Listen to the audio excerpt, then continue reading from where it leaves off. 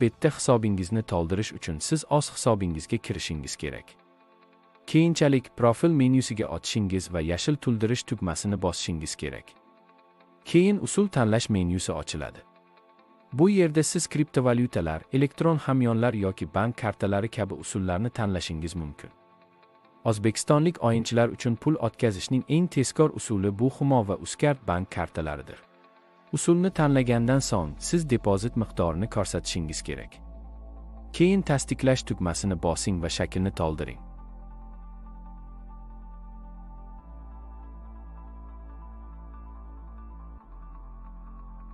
Karta raqamini va uning amal qilish muddatini, so'ngra karta egasining ismini ko'rsating.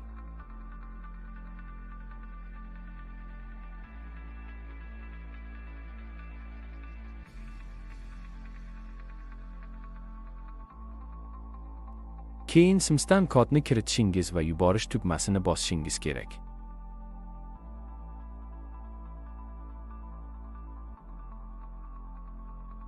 Pul 1 daqiqa ichida kiritiladi. Agar mablag' olinmasa, muammoni hal qilish uchun qo'llab-quvvatlash xizmatiga yozing.